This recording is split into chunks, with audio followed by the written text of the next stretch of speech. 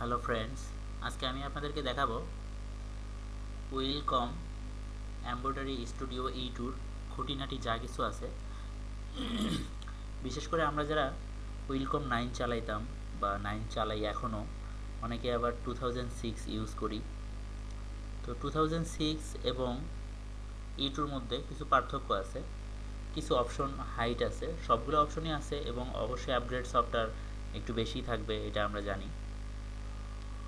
আমি আজকে আপনাদেরকে সেগুলোই দেখাবো। যেমন আমরা যারা উইলকম 2006 ইউজ করি, তারা সিকোয়েন্স থেকে শুরু করে অনেক কিছুই ডিজাইনের অনেক কিছু খুব মানে কম বুঝতে পারি যে এটা আসলে কি হবে না হবে, এটা বুঝতে পারি না। তো আমি আপনাদেরকে দেখাবো। এই পাশে দেখেন, এখানে যে টোলবারগুলো দেওয়া আছে, এগুলোর মধ্যে সবগুলো টোলবারই আছে, কিন্তু এখানে দেখা যাচ্ছে না। আমি আপনাদেরকে বলি, এখানে দেখবেন যে যেটার নিচে অ্যারো চিহ্ন আছে, এখানে ক্লিক করে একটু চাপ দিয়ে ধরে রাখবেন লেফট বাটনটা মাউসে, তাহলে দেখতে পারবেন যে এখানে দুটো অপশন আছে। এটাতেও সেম তিনটা আছে, এটাতে অনেকগুলো আছে, এটাতে আছে তিনটা, এটাতে আছে। তো এখন আমরা কিছু শর্টকাট নিয়ে আলোচনা করি, উইলকমের শর্টকাট নিয়ে কিছু আলোচনা করি। ডিজাইন করতে গেলে আমাদের কিছু শর্টকাট প্রয়োজন পড়ে, শর্টকাটগুলো আমরা এখানে দেখব। তো প্রথমে আমি বলবো ইনপুট এ কিভাবে শর্টকাট নিয়ে আসতে হয়। ইনপুট এ হচ্ছে শিফট এ চাপলে ইনপুট এ চলে আসবে।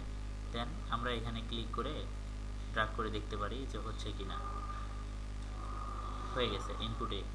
এবার আমরা চাইলে আরেকটা কাজ করতে পারি, সেটা হচ্ছে ইনপুট সি। ইনপুট সিটা হচ্ছে কিবোর্ডের আপনি উপরের সিরিয়ালে দেখবেন F6 আছে, F6 এ ক্লিক করলে ইনপুট সি চলে আসবে। এখানে আমরা করে দেখাচ্ছি, একটা সার্কেল করে দেখাচ্ছি। ও সরি, সার্কেলটা ঠিক মতো হচ্ছে না। আচ্ছা, আমি একটু একটা সার্কেল করে দেখাচ্ছি।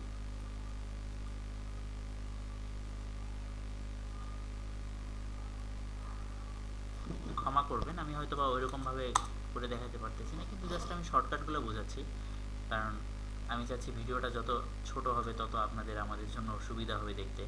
নেটের ব্যাপার স্যাপার থাকে তো একটু, যাই হোক। এই একটা সার্কেল। তো আমরা এখানে দুটো অপশন জানলাম, একটা হচ্ছে ইনপুট এ এবং ইনপুট সি, এই দুটো আমরা জানলাম। এখন আমরা যদি আসি রানটা কিভাবে শর্টকাটে নিয়ে আসবো, রান, সিঙ্গেল রান। তো আমরা সিঙ্গেল রানটা কীভাবে নিয়ে আসবো, শিফট এ চাপবো, shift A চাপলে input A select হলো। এবার স্পেস যে বাটনটা আছে কিবোর্ডের মধ্যে অনেক বড় কিটা, যেটা সেই স্পেসটা চাপ দিলেই আমরা রানে চলে আসতে পারবো। দেখুন রানে চলে আসছে। এখন আমি একটা রান দিয়ে ট্র্যাক করতেছি, রান, ঠিক আছে। এবার আমরা জানতে পারি আরেকটা ব্যাপার, সেটা হচ্ছে কমপ্লেক্স ফিল। মানে আমাদের ডিজাইন করতে গেলে বিশেষ করে যে জিনিসগুলো খুব দ্রুত জানা দরকার, করা দরকার, আমাদের ডিজাইন করার সময় যে টোলগুলো খুবই জরুরি, সেগুলো হচ্ছে এটা।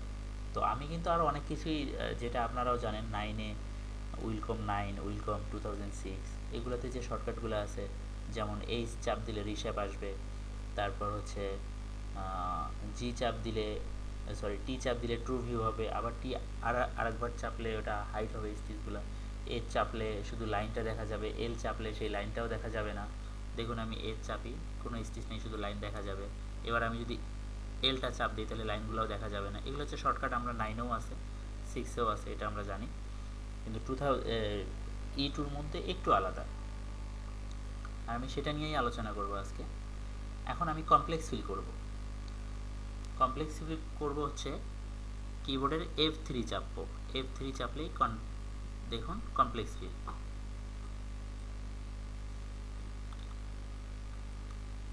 কমপ্লেক্স ফিল দিয়ে আমি পাশে একটা বক্স করে নিচ্ছি, কমপ্লেক্স ফিল হয়ে গেল।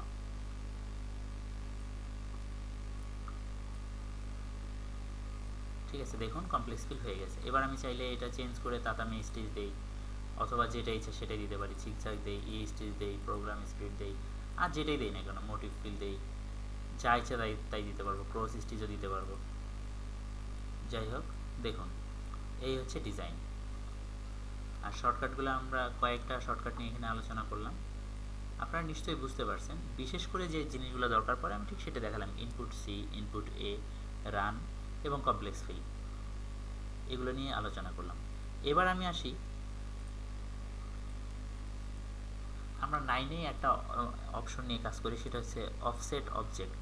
অফসেট অবজেক্টটা হচ্ছে এরকম, যেমন এটার 2 মিলি বাহিরে দিয়ে আমি একটা রান অথবা একটা ইনপুট সি অথবা মোটিভ run, triple run, single run, যেটাই হোক আমরা দিতে চাই অনেক সময় এটার 3 মিলি বাহিরে দিয়ে, অথবা এটার একদম স্টিচের মানে কি বলে এটা স্টিচের সাথে লাগিয়ে দিব, মানে একটা আমরা আউটলাইন দিব। আউটলাইনটা আমরা এখানে 13 স্টিচ দিয়ে দিব এবং অন্য একটা কালার সিলেক্ট করে দিব। দেন আমরা এটা সিলেক্ট করার পরে এই অপশনটাতে আমরা যাব, ইনসার্ট অবজেক্ট, ঠিক আছে, ইনসার্ট অফসেট অবজেক্ট, এটাতে ক্লিক করব। ক্লিক করার পরে আমরা এখানে দেখতে পারবো ফিক্সড অবজেক্ট, এখানে 0 0 দিলে, আর আমি যদি এই অপশনটা সিলেক্ট করে দিই স্কোয়ার কর্নার, স্কোয়ার কর্নারটা সিলেক্ট করলে একদম কোনাগুলো কর্নারের মতো হবে, আর এটা সিলেক্ট করলে এটা একটু বাঁকা বাঁকা হবে আর কি, মানে কোনাটা একটু কার্ভ হবে। তো আমি স্কোয়ারটাই দিব, এখানে দিচ্ছি আমি 0, এখানে 0 দিয়ে এখানে আমি সিলেক্ট করে দিব অবজেক্ট টাইপ, ইনপুট সি দিলাম, দেন ওকে। দেখুন একটা আউটলাইন ক্রিয়েট হয়ে গেছে। এটিকেই আবার আমি যদি 2 মিলি বা 3 মিলি বাহিরে দিয়ে দিই, তাহলে এখানে আমি শুধু 3 দিব, যে আমি 3 মিলি বাহিরে দিয়ে দিব একটা। এবার আমি ওকে দিই, দেন দেখুন এখান থেকে 3 মিলি বাহিরে হয়েছে। এবার যদি আমি চাই এটার 5 মিলি বাহিরে দিয়ে আমি একটা ট্রিপল রান দিব, এখানে 5 mm দিলাম, আর এখানে ট্রিপল রানটা আমরা সিলেক্ট করে দিব, ট্রিপল রান, দেন ওকে। এবার আরেকটা অপশন দেখাই আপনাদেরকে আমি, এখানেই যদি আবার আপনি চান যে এটার মানে 2 মিলি বাহিরে মানে 2 মিলি বাহিরে 5টা করে বক্স হবে, 5টা বক্স হবে, দেন আমি অফসাইডে গেলাম, অফসাইডে গিয়ে এখানে আমি 2 মিলি না, এখানে 2 সিলেক্ট করলাম। এখানে দেখুন যে অফসেট কাউন্ট এটা একটা আছে, এটা আমি 5টা করে দিলাম, এখন 5টা ট্রিপল রানে হবে। দেখুন সুন্দর মতো হয়ে গেছে একদম সমানভাবে। এটা আমাদের লাগে হচ্ছে আমরা বাংলাদেশে যারা আছি অনেক সময় ছোটোখাটো ফ্যাক্টরিগুলোর মধ্যে জব করে কাজ করে, অনেক বড় ফ্যাক্টরিতেও জব করে কাজ করে, সে জবের ক্ষেত্রে ডিজাইনের বাহিরে 5 মিলি বাহিরে দিয়ে অনেকেই দেয়, আমি ডিজাইনের 5 মিলি বাহিরে দিয়ে দেখাচ্ছি, সরি 5 মিলি না, 1 cm বাহিরে দিয়ে দেয়, 1 cm মানে 10 mm, আমি 10 mm দিলাম, সরি এখানে 5 দিব, এখানে দিব হচ্ছে আমি 10 mm, তো 10 mm দিলাম, 10 mm বাইরে 5টা হবে আর কি, দেখুন 5টা হয়ে গেছে। এবার আমাদের ডিজাইনটা করতে ইজি হবে। এটা আমি ডিলিট করে দিচ্ছি, ইনপুট সিটাও ইনপুট এটাও, এটা নিয়ে কাজ করে দেখাচ্ছি আমি। তো আমি বোধহয় আপনাদেরকে সহজ ভাষায় বোঝানোর চেষ্টা করছি, কতটুকু পারছি জানি না, তবে চেষ্টা করছি ভালো কিছু বোঝানোর। এইভাবেই আমরা ডিজাইন ক্রিয়েট করতে পারবো এইটুর মধ্যে খুব সহজে। আরও কিছু অপশন আছে যেটা আপনারা জানতে চান, যেমন এবার শর্টকাটে আসি আবারও। শর্টকাট যেমন এটার আমরা যেটা কি বলি স্টিচ এডিট, শুধু ই চাপ দিলে স্টিচ এডিট চলে আসবে, আমরা দেখুন স্টিচ এডিটের কাজটা খুব সহজেই করতে পারবো।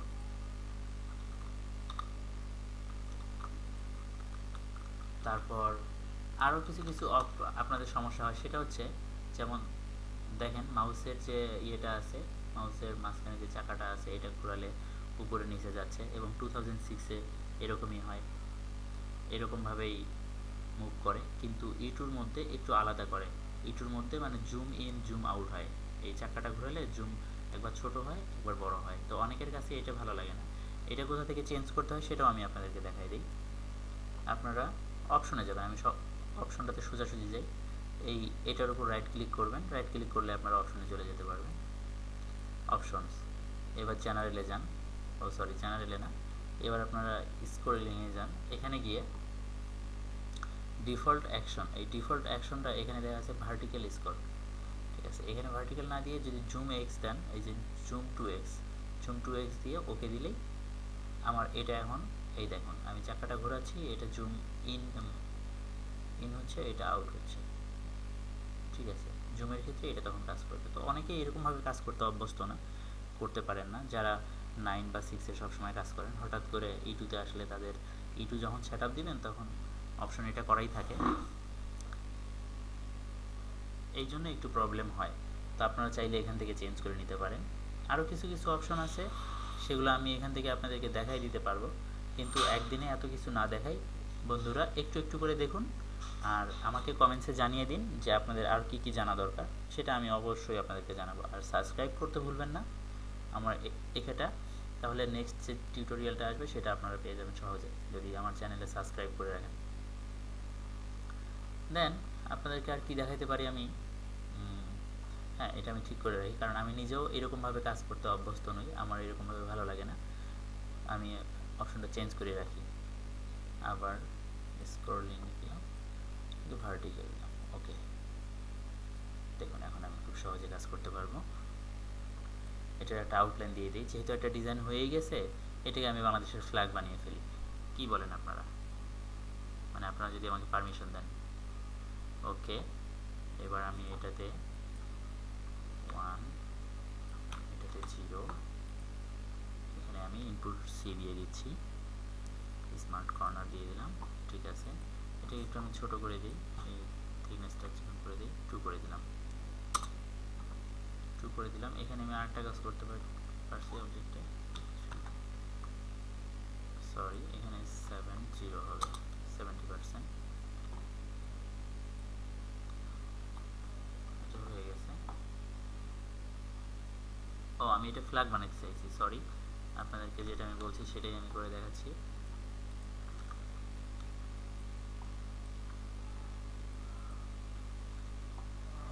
ফ্ল্যাগটা কীভাবে বানাবো বলুন বন্ধুরা? আপনারা তো অবশ্যই জানেন ফ্ল্যাগটা কীভাবে বানাইতে হয়।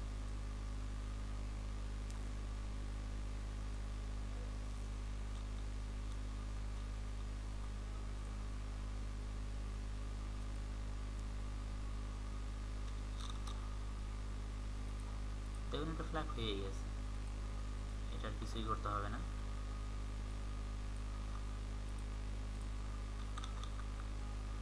বাংলাদেশের ফ্ল্যাগ হয়ে গেল।